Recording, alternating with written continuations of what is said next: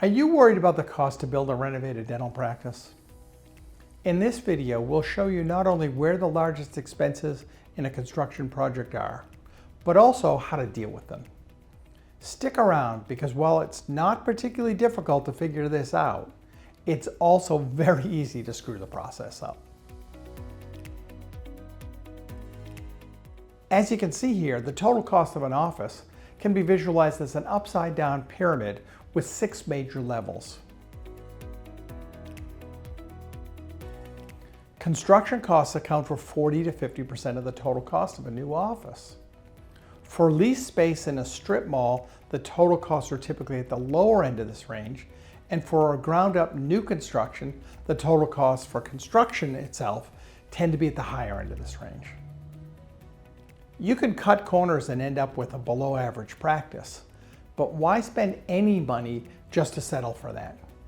Saving maybe $100,000 might lower your monthly cost by $800 or so, which is what? Barely the revenue from an extra crown. Instead of trying to carve $100,000 out of a largely fixed expense, it's far easier to see just one more patient. Think about it this way, gaining 10 additional new patients per month at a reasonable case average could add at least $500,000 to your budget. A great office naturally attracts new patients. Construction costs are typically quoted per square foot. While the material quality level affects these rates, the variance is generally no more than 10 to 20% of the total cost, unless you're incorporating crazy materials like Venetian marble or something. For context, square foot costs range from approximately $196 in rural Mississippi to over $500 in some urban centers like San Francisco or Vancouver. Negotiating a slightly lower square foot cost is possible, but contractors are pretty resourceful at finding ways to recover their profit margins, often at your expense.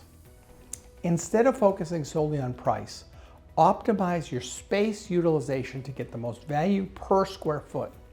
That you can control. And then get the best contractor possible to make that happen. Financing is the second biggest cost for an office. Almost no one factors in the interest cost over the life of the loan when considering the total cost of a project, but approximately 30%. This is a real cost and it needs to be planned to reduce its impact. How do we minimize this cost? Well, actually, it's not by negotiating the interest rates. Those will vary, and it's largely something you can't do anything about. But what you can do is produce more and pay down debt faster with the excess revenue that you generate. This is the key to getting out of debt as quickly as possible and reducing this expense.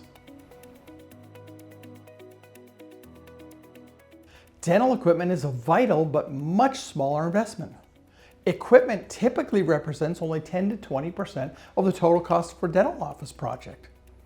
Unlike construction costs, equipping expenses are more flexible and dependent upon your specific performance requirements. It's crucial to make thoughtful decisions here about your intended level of performance. Here's a common pitfall. Most dentists overspend on construction and then compromise on equipment, thinking that they'll upgrade later. And they never do. Doctors tend to adapt to subpar setups which limit productivity and efficiency forever. This negatively affects their ability to pay down the debt, resulting in not making a dent in your financing. A well-equipped treatment room doesn't have to break the bank. A high-performance setup could cost approximately $25,000, while a truly exceptional one shouldn't exceed $40,000. Why invest in premium performance? Because patients value efficiency. And whether you're fast and precise or slow and inefficient, they pay the same amount for their services. A well-equipped practice makes delivering quality care faster and easier, benefiting both you and your patients. Technology costs are the next item. They're generally about 10% of a project's total cost. Administrative items like computers, televisions, softwares, licenses, and some clinical technology fall into this category. You could try to go bare bones with these decisions or DIY some of them using open source software, but you'll likely find that it doesn't affect the total cost that much, if at all. Instead, we suggest that you use what you know, like, and can use effectively. If an item won't help you present, close, or complete a case, it might be nice to have, but it can wait until the practice becomes fully established. The next category is engineering, which covers the technical details needed to build or renovate a space.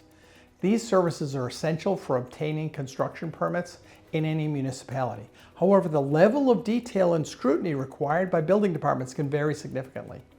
In our experience, allocating 2 to 5% of the total project costs for this phase is a reasonable budget. For ground-up new construction, the costs are going to be at the higher end, while a simple tenant improvement with existing empty shell will fall on the lower end.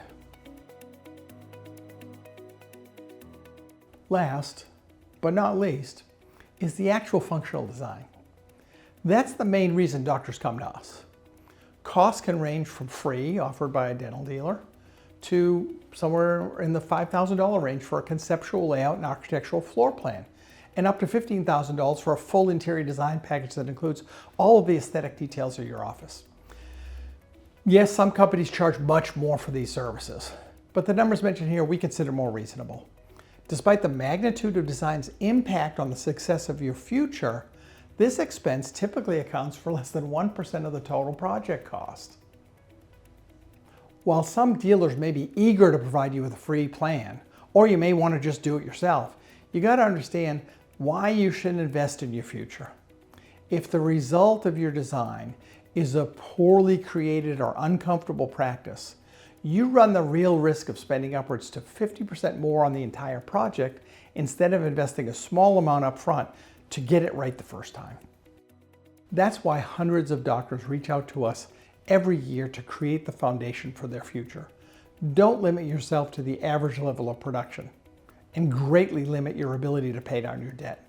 The result of that is an increase in unnecessary stress and hardship in the practice for years to come.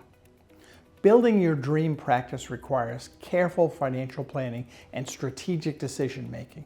Remember, every dollar spent is an investment in your future success. Spend wisely, and thank you.